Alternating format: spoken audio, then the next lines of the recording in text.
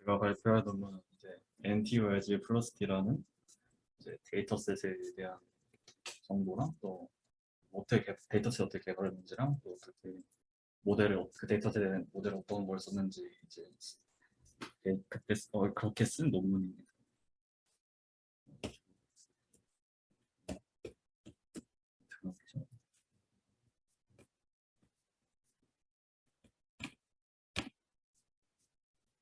목차는 이렇게 간단하게 6개로 발표할 예정이고요.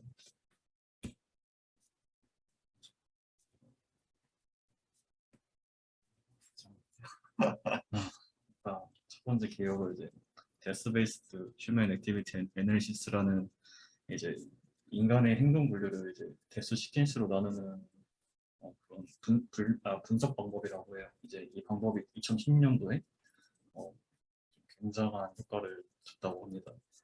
그래가지고 그리고 이 논문에서 또 데이터셋을 소개하는데 여기서 개발한 데이터셋이 56,000개 이상의 이제 비디오가 포함된 RG 플러스 D 인간 행동인식 데이터셋이라고 합니다. 그리고 여기서 또 소개한 모델은 또 일상이나 건강 관련 데이터에서 이제 장기시장 성관계를 모델링하고 또 새로운 RLM 구조를 제안한다고 합니다.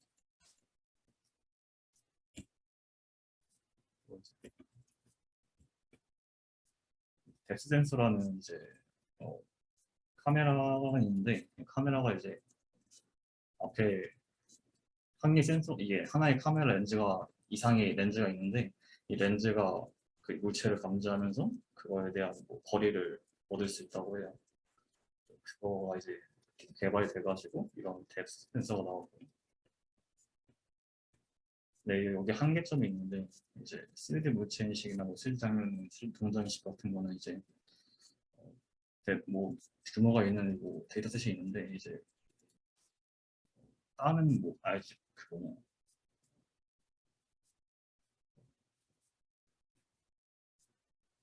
뎁스가 있는 뭐 뎁스맵 같은 게 있는 데이터셋은 규모가 적었다고 2010년도에 그래서 한계점이 이게 첫 번째 한계점이고 두 번째로 이제 유튜브 같은 데이터에서는 이제 약간 클래스 같은 것들이 이제 중구난방으로 있기 때문에 대규모 데이터셋을 구축하고 이걸로 평가하기에는 좀 어려움이 있었다고 합니다.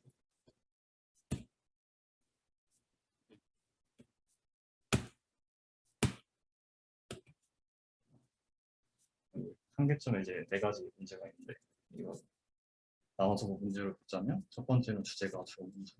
이게 사람은 이제 연령이나 성별이나 문화가 다 다르기 때문에 움직임이 제한적이고 또 두 번째로 행동 클래스에 문제가 있는데 이게 정해진 행동이 있다 보니까 클래스 수가 증가하면 모션이 섞여가지고 약간 학습하기가 좀 어려워지는 문제가 있더라고요.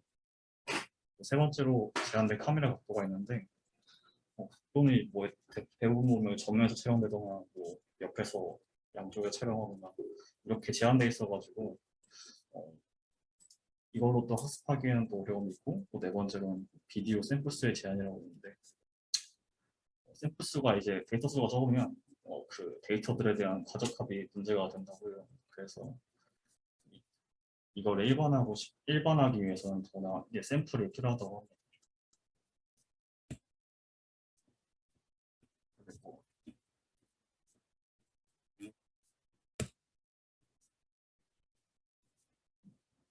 그리고 여기서 소개하는 여기서 개발한 데이터셋은 이제 56,880개 RGB 플러스 비디오고요. 40개 그 다른 인간들에 대해서 이제 대상에서 캡처해서 사용했고 또 여기서는 이제 2010년도쯤에 나온 마이크로소프트 키넥트 V2 그거를 사용했다고 합니다. 그래서 RGB 비디오랑 뎁스를 수집했고 여기는 뎁스 시퀀스랑 이거 3D 조인트랑 뭐 적외선 프레임 같은 게 포함됐다고 합니다. 그래서 여기서는 간단한 모델인데 원래 LSTM이라는 모델이 있는데 그 모델에서 이제 한 단계 그 3D 조인트에 맞게 발전된 모델을 소개한다고 해요. 인간의 신체 이제 여러 부분은 상호작용을 하기 때문에 이렇게 해석이 가능하고 각 신체 부위 움직이는 이제 오션에 대한 패턴을 만들 수 있기 때문에 그것도 시계열로 만들 수 있고, 여기서 소개하는 LSTM은 이제 메모리 셀을 다 완전 하나하나 다 분리해가지고 거기다 이제 장기 패턴 학습하는 LSTM 학습하는 방법을 쓴다고 합니다. 그래서 2010년부터 2015년까지 데이터 세트는 이제 왜 이러지? 최소 왔다 갔다 오니까 2010년부터 2015년까지의 데이터 보면 이제 키노트 V1을 촬영을 했는데, 여기서 2015년까지 키네트 V1을 촬영을 하고, 또 이제 여기는 데이터 샘플 수가 적어요. 이 키네트 V1은 이제 카메라 렌즈가 한 개라서 그런 샘플 수랑 뭐 약간 여기서는 또 3D IR이랑 적외선 시퀀스도 추가했었는데 여기서는 그런 게 없어가지고 추가하지 못했고, 이제 2010년 들어서 NTU와 SB 플러스에서 개발하는 데이터셋은 여기서 위에 있는 데이터셋보다 굉장히 많은 샘플을 보유하고, 뭐 클래스도 많고 주제도 많고 카메라도 많게 촬영을 했다고 합니다.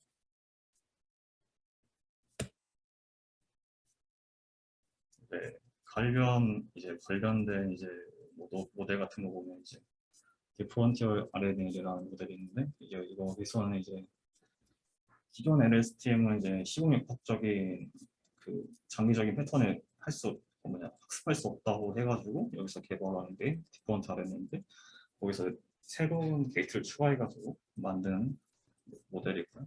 아래에는 HBR은 다시 R은 이제 신체 관절에 하나의 셀에 신체 관절을 넣고 또 다음 레이어 들어가지고 하나의 신체 부위를 학습하고 이런 식으로 하는 모델이라고 합니다.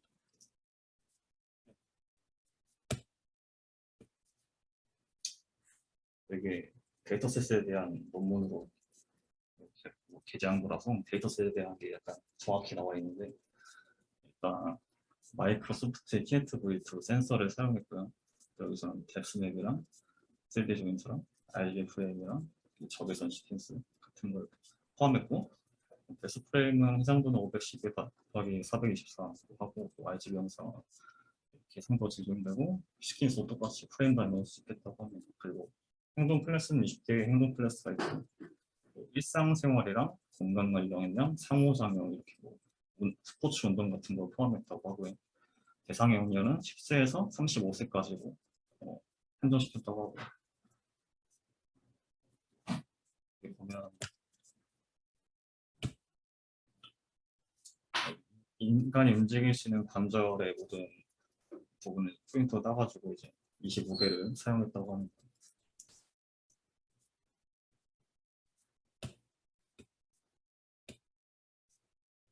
또 촬영 방법이 나와 있는데, 이제 동시에 세 대의 카메라가 있는 촬영하고요.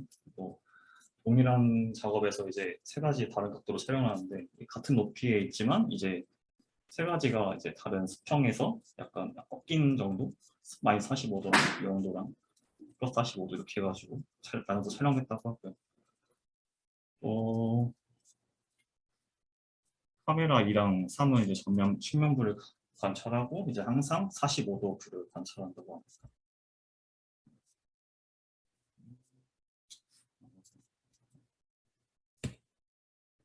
이렇게 보면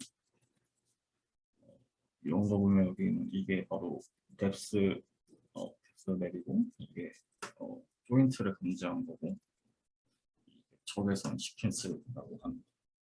나머지 보면 이제 45도에서 꺾어가지고 각각 측면이랑 좌측해가지고 이제 나눠서 촬영한 걸 볼 수 있어요.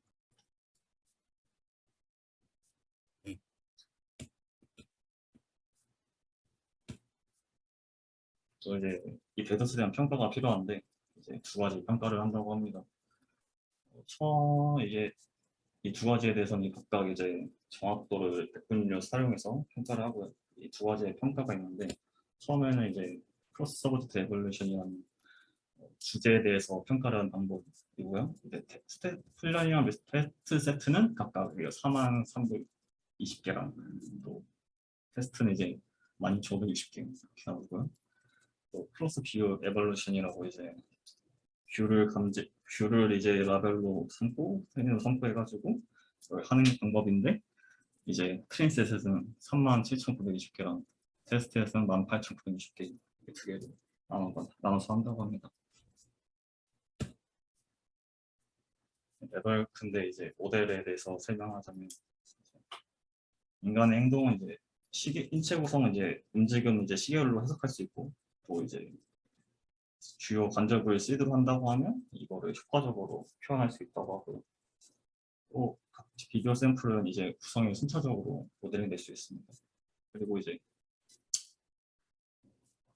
RNA, LSTM을 사용할 건데, 이제 여기서는 RNA랑 LSTM이 이제 순차적인 데이터를 학습하는데 잘 쓰는 모델이기 때문에 여기서 사용했다고 해요.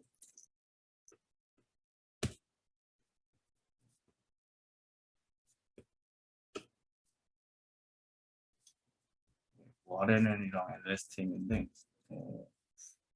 간단히 보면 여기서도 사용한 모델이기 때문에 설명하자면, 활성 함수인데, 활성 함수에다가 간단한 가정치에다가 이제 ST 입력값 곱하고, 가정치에다가 HT 마이너스 곱하고 하면 이제 여기서 HT 히든 값이 나오고, 이제 그 정답의 가정치랑 곱해가지고 이제 히든 값을 곱하면 이제 활성함수 이제 리니어하게 하고 하면 YT 값이 나오는 게 아래는 거죠. 그리고 간단하게 에스티메 보면 이제 이거는 입력값이고 이건 망각값이고, 인풋 값이랑 망각 값이랑 이거 두 개 곱하는 건데, G값은 이제 CT를 이제 새로운 CT를 만들 때 쓰는 거죠. 두 개 합쳐가지고. 그래가지고 똑같은 식이긴 한데, 여기서는 이제 G를 만들 때만 이제 탄젠트를 사용하고, CT를 이제 새로운 CT를 다음 레이로 보내기 위한 CT를 만들기 위해서는 이제 망각 곱하기 하고 이제 CT 마이너스 플러스 이제 IG 인풋 값이랑 업데이트 값을 곱한 거. 그리고 마지막으로 히든 값을 출력시키려면 이제 아웃풋 값이랑 여기 곱하기랑 거랑 또 탄젠트에다가 이제 CT 나온 값을 입력한 거에만 히든 값이 나오고요.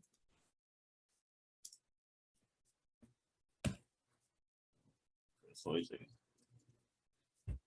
이게 기존의 LSTM이고, 여기서 논문에서 소개하는 LSTM은 이제 PLSTM이라고 하는데, 여기서는 한 가지에 대한 인풋값만 들어가는데, 여기서는 이제 X1부터 P까지 있는데, 이게 하나의 1부터 P까지가 관절 인간에 대한 신체 부위라고 생각하시면 되고요. 여기서 이제 신체 부위에 대해서 하나의 셀마다 이제 CT를 구하는 겁니다. 하나의 셀씩 그 셀을 모두 조합한 다음에 이제 아웃 값이랑 둘이 곱해가지고 이제 히든값 만드는 것이고,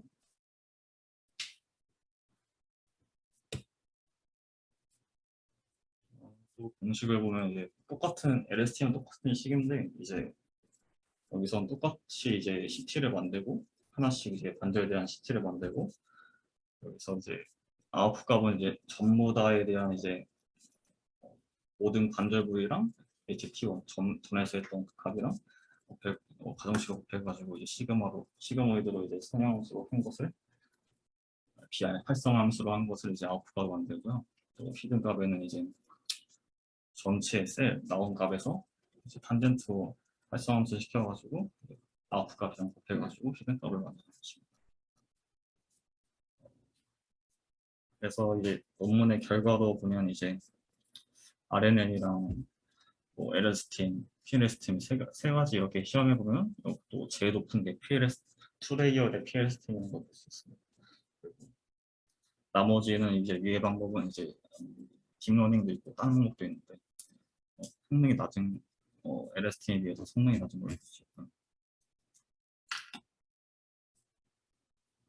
그리고 마지막으로 코드를 간단하게 보면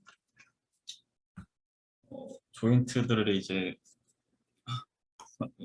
변수에 넣은 다음에 조인트를 리스트에 넣고 캔슬로 만듭니다. 그리고 이제 여기서 아웃풋 값에다가 이제 미리 아웃풋 값을 만들어 놓고 퍼먼을 돌려가지고 이제 관절의 하나하나마다 이제 CT 값을 만들고요. 여기 리스트에 넣은 다음에 이제 그 마지막 나온 값들을 이제 합쳐가지고 이제 리스트랑 이제 아웃풋 값이랑 CT 값 합쳐서 나온 CT 값이랑 곱해가지고 히든 값을 만듭니다. 이제 결론에 보면 이제 이 논문에서는 대규모 IBM 플러스 D 동작이지 데이터셋을 소개하고 데이터 세트는 60개 행동 클래스가 포함된 56,889의 비디오 샘플이 있습니다. 그리고 수집된 데이터 규모가 크면 LSTM 같은 방법을 적용하면 더 효과적이라고 생각하고 LSTM에서는 이제 기존 LSTM보다 더 향상된 인체 물리적 구조를 활용하는 PLST 모델을 제안했습니다. 저는 하겠습니다.